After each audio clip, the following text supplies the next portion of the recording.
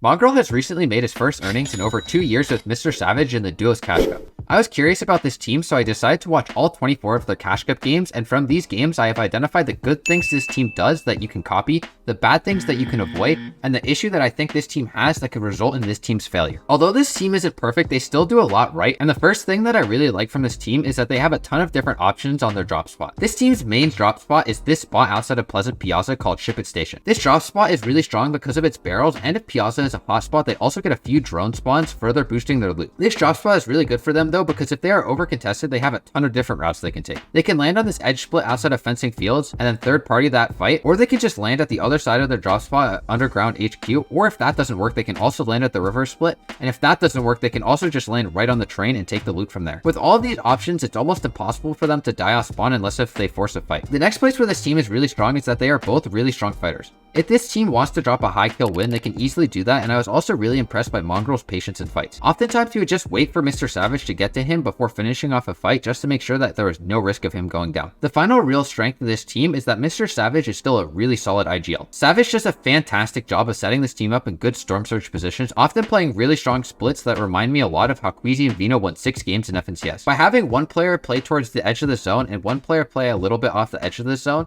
allows the player on the edge of the zone to get all of the storm surge damage, while the player in the middle gets the advantage of having the first priority on the next rotation. This playstyle allowed them to often be deep in the zone, and it allowed them to play in the center of the 5th zone, meaning they would have to travel the shortest average distance to any 6th zone. Mongraal and Mr. Savage have a lot of potential, but in order to use it, they're going to have to fix some of their problems first.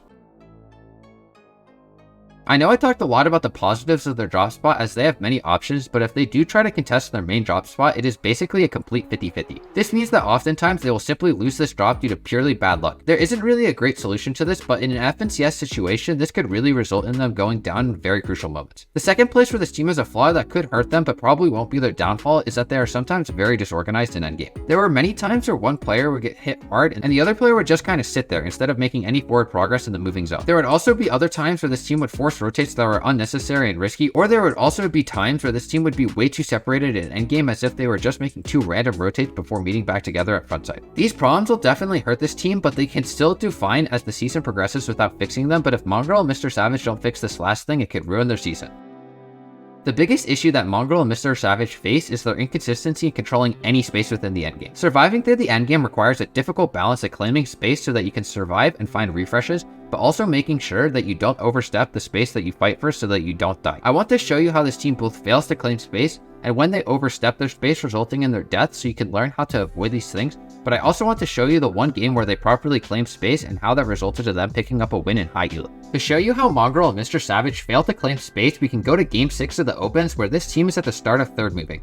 Savage begins to tarp ahead, and there is an absolutely free opportunity for this team to drop down onto the low ground and set up a tarp. This team fails to do this, and instead they just kind of sit on the backside mid ground, spraying the teams below them. This allows for other teams to cut them off, which results in Savage dying and Mongraal getting hit hard. If this team had just instantly dropped to the low ground when they had the opportunity, they could have easily dominated this game. If you want to see how this team oversteps sometimes when trying to claim space, we can look at game 7 of the opens where this team needs to make some play to give themselves a win condition, but they definitely don't need to force it as they still have over 30 builds as a duo. Savage makes the mistake of trying to claim space below him by running through a different team's tarp. This results in Savage getting killed. Instead of chasing for extra space too quickly, this team should have slowly tried to claim space instead of trying to brute force it off a team, considering the fact that they didn't need the space at this given moment. There are many other examples of these problems, as I found that 25% of their deaths happened due to some error in space control in endgame, but I want to give you one more example because it has good example of both overstepping and failure to claim. Mr. Savage and Mongraal claim the low ground at the end of the 2nd moving, which in theory is a good play,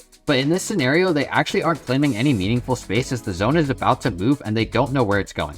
This means that they aren't able to capitalize off of any of the value of claiming space because the zone is going to move off their space in just a few seconds. To make matters worse, they are also overstepping here because they are trying to claim this territory in wood. This can be fine if the people in the lobby are moving, but because this is at the end of the moving zone, there's plenty of time for the other teams to spray them, which inevitably happens and results in their death. Savage should have just stayed up in the mid ground here until the next zone pulled and then instantly dropped down to the frontside low ground, where he could then claim the low ground in wood because the rest of the lobby is moving at this time. Finally, I want to show you one game where Mongraal and Savage properly control space in the endgame and how it resulted in a win. Savage finds a refresh at the start of final moving and he instantly gets to the frontside low ground. From here, he makes a wide tarp that controls the entire low ground. This is perfect as it gives the teams on the mid ground less space to work with and forces them to grief each other. As a result, Savage and Mongraal can just clean up these shambles players for the rest of the game, which eventually leads them to be in a 2v1 situation that they can easily clean up. Controlling space in the endgame is hard, but is the thing that separates good players from great players, and in your own endgames, try to focus on times where you can claim space and also try to focus on making sure that you aren't putting your life at risk though when going for the space. With these games, I hope you have a better understanding of Mongraal and Mr. Savage's strengths and weaknesses, and hopefully you can use some of these lessons in your own games, but if you want to see more content to help you improve, go check out the video on screen. Peace.